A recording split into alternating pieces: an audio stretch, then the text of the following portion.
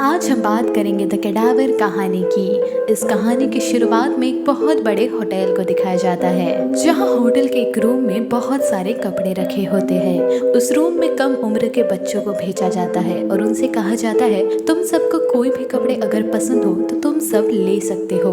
वहीं अगले सीन में एक लड़की को दिखाया जाता है जो एक वाइट कलर के जैकेट को चूज करती है, लेकिन उसी वक्त उस कपड़े पे उसे खून नजर आता है, इसलिए वो उस जैकेट को वापस रख देती है। अगले ही सीन में हमें एक शहर को दिखाया जाता है जो बुरी तरह से बर्बाद और तबाह हो चुका है। बहुत लोग पहले ही मारे जा चुके हैं। इसी शहर में हमें एक परिवार को दिखाया जाता है जिसमें मेन कैरेक्टर का नाम लियो है। वो एक जमाने में एक्ट्रेस हुआ करती थी, लेकिन शहर की हालत हद से ज्यादा खराब होने के चलते उसके पास ना खाने के लिए खाना है और ना पहनने के लिए अच्छे कपड़े। लियो की एक छोटी सी बेटी भी है और उसका परिवार अब बाहर खाने के तलाश में निकल जाता है। तभी उसे घर से आवाज आती है और जब वो उस घर के अंदर जाती है तब उसे पता चलता है कि इस घर के सारे लोगों ने सुसाइड कर लिया है। लियो की बेटी भी ये सब देख रही होती है और इसी के कारण वो सब अपने घर वापस लौट जाते हैं, जहाँ ये लोग के लिए खाने के लिए खाना नहीं होता। इन्हें अब ये भी नहीं पता होता कि ये लोग और कितने दिन जिंदा रह पाएंगे।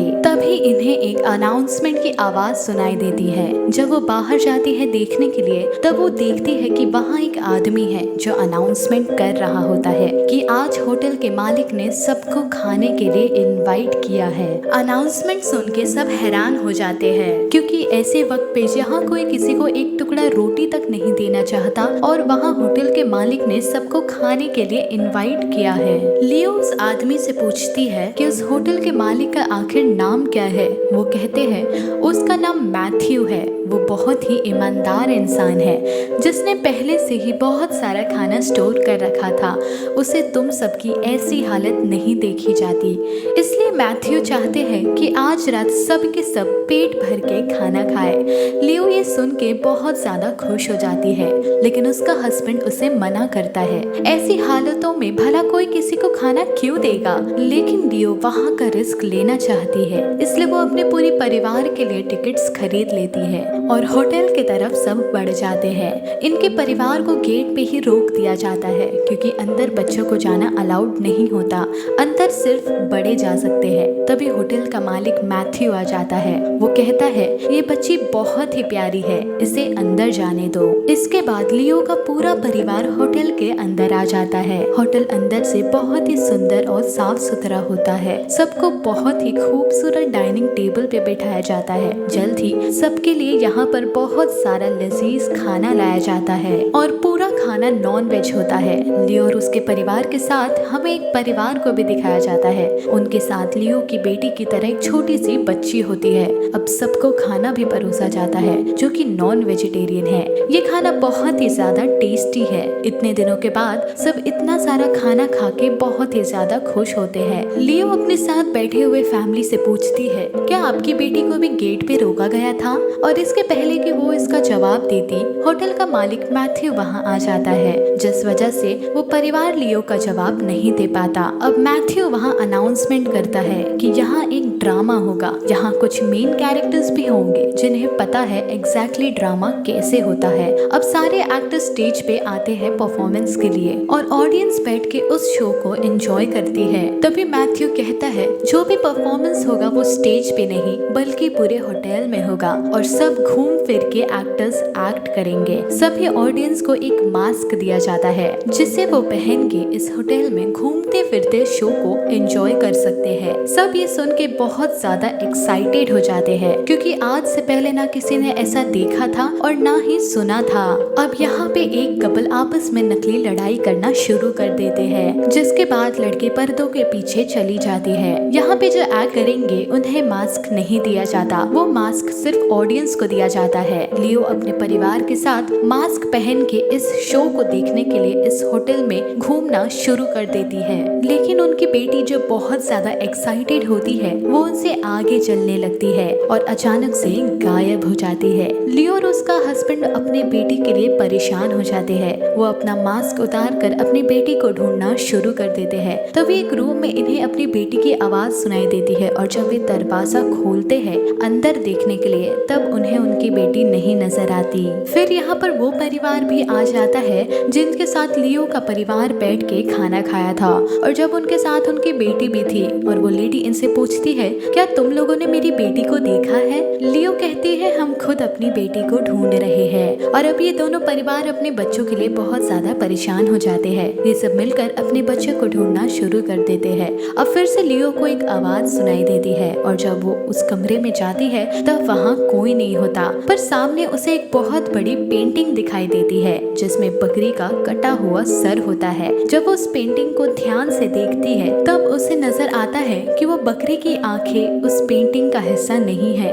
बल्कि वो एक इंसान की असली आंखें हैं। वो उस पेंटिंग के पास जाती है, तभी वो आंखें अपने आप पलके झपकती है, जिसे देख वो बहुत ज्यादा डर जाती है और उसी वक्त नीचे गिर जाती है। वहाँ पे उसे एक इयररिंग मिलता है जो उसी लेडी का होता है जिसकी बच्ची खो गई थी। और अब लियो अपनी बेटी के लिए बहुत ही ज्यादा परेशान हो जाती है। ये दोनों सभी रूम्स में अपनी बेटी को ढूंढने लग जाते हैं। तभी ये लोग देखते हैं एक रूम में एक आदमी अपने आप को मिरर में देख के खुद को कोस रहा होता है, और जब ये दोनों उसके पास जाते हैं वो पलट के खुद को नुकसान पहुंचाने लगता है, जिससे दोनों के दोनों बहुत घबरा जाते हैं। तभी वहाँ पे एक लेडी आती है जो कि एक मैनेजर होती है। वो उस कमरे में देख के कहती है, तुमने लाजवाब एक्टिंग की, अब अपना सामान उठाओ और यहाँ से दफा हो जाओ। इन दोनों को एक राहत से मिलती है कि ये एक एक्टिंग का ही पार्ट था। अब ये दोनों को अगले ही रूम के बाहर एक खिलौना दिखता है, और ये खिलौना इन्हीं की बेटी का होता है। जब ये दोनों उस कमरे के अंदर जाते हैं तब उन्हें वो परिवार भी नजर आता है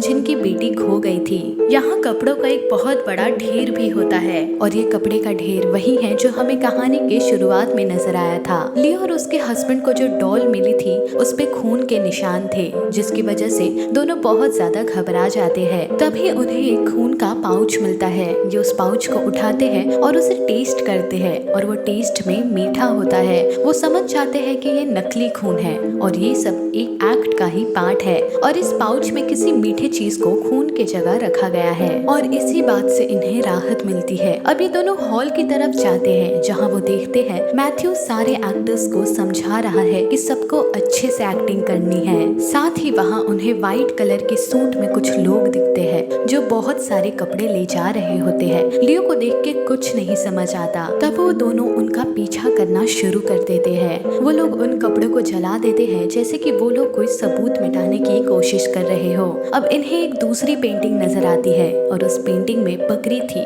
जिसकी आंखें मूव कर रही थी, और जब ये लोग उस पेंटिंग को हटाते हैं तब पीछे कुछ नहीं होता। अब इन्हें ये जगह कहीं न कहीं जादुई लगने लगती है। तभी पीछे से वो इंसान आता है जो अपने आप को इनके सामने जख्मी किया था। वो इंसान जो मिरर में खुद को देखकर उल्टा सीधा कह रहा था। वो लियो के हस्बैंड के गले पे चाकू रख के कहता है, अब मैं तुम लोगों के साथ वही करूंगा जो मैंने अपने साथ किया था। पीछे से जो दूसरे परिवार का आदमी होता है वो उनकी हेल्प करता है। लियो डर के मारे वहाँ से भाग जाती है, और एक डम वेटर के थ्रू वो एक किचन में पहुँच जाती है, और यहाँ पे खाने की जितनी भी चीजें होती है वो सब के सब नकली होती है। लियो बहुत ज्यादा घबराई हुई होती है क्योंकि उसको पता है जो आदमी उसके पति के गर्दन पे चाकू रखा था वो उसका पीछा कर रहा होता है। इसलिए वो एक अलमारी में जाके छुप जाती है। वो अलमारी खोलने ही वाला होता है कि तब तक वो मैनेजर आ जाती है जो उस आदमी से कहती है, तुम्हारा दूसरा एक्ट शुरू होने वाला है। इसलिए वो उसी वक्त वहाँ से निकल जाता है। अलमारी के अंदर लियो को एक न्यूज़पेपर दिखता है जिसपे लिखा होता है, जिस ओनर का ये होटल था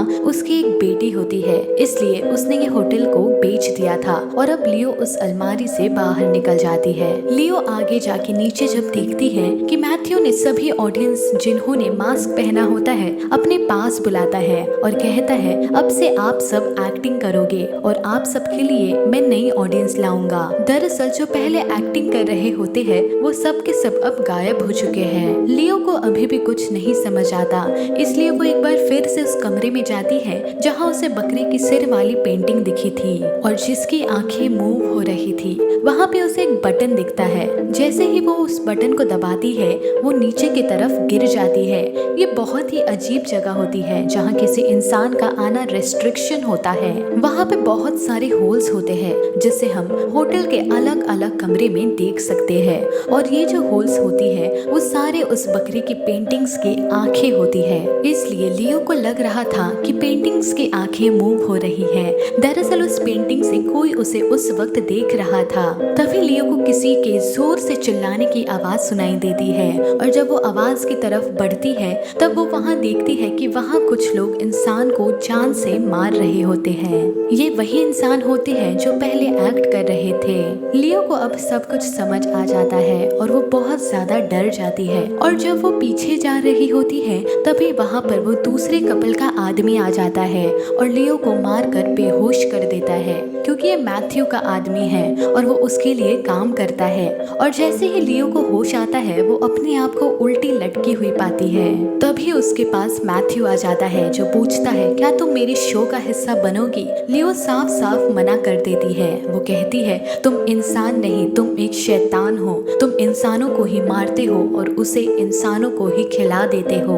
हम सबको तुम पे भरोसा नहीं करना चाहिए था। मैथ्यू अपने आदमी से कहता है अब तुम इसे मार दो और वो वहाँ से चला जाता है। और इसके पहले कि मैथ्यू का आदमी उसे मारता, अचानक से वहीं पर लियो का हस्बैंड आ जाता है और उस पे वो हमला कर देता है। वो उसे बहुत बुरी तरह से मारता है जिससे उसी वक्त लियो के हस्बैंड की मौत हो जाती है। साथ ही मैथ्यू का आदमी भी मारा जाता है। लियो अब किसी भी तरह से वहाँ से निकल आती है। तभी वो देखती है शो का सेकंड राउंड शुरू हो चुका है जहाँ पे सारे लोग खाना खा रहे होते हैं, लेकिन उन्हें ये नहीं पता कि ये खाना नहीं बल्कि ये कभी उन्हीं की तरह इंसान थे जो यहाँ पर गेस्ट बन के आए थे। और अब लियो सबको बचाना चाहती है और इसलिए वो सबके सामने जाके मैथ्यू की असलियत सबको बता देती है और कोई भी उसकी बातों पर विश्वास नहीं करता।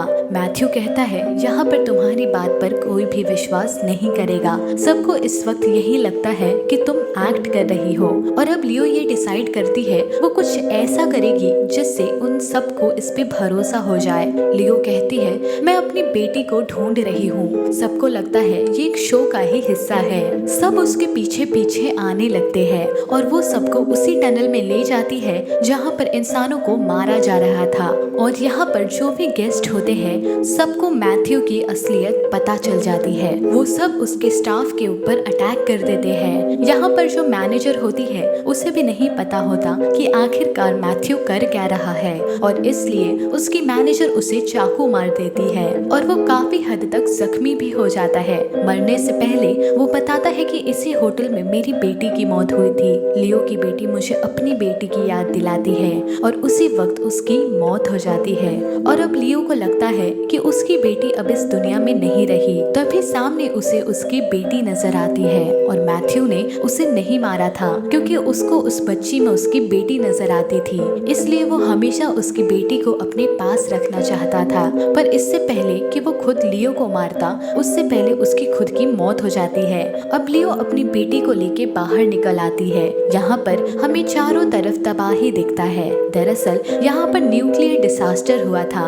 जिसकी वजह से ये पूरी दुनिया खत्म होने के कगार पे है। हालांकि वो उस जगह से तो बच गई, लेकिन इस दुनिया से कैसे बचेगी जहाँ पर चारों तरफ बीमारी और तबाही है। इसी के साथ हमारी कहानी यहीं पर खत्म हो जाती है।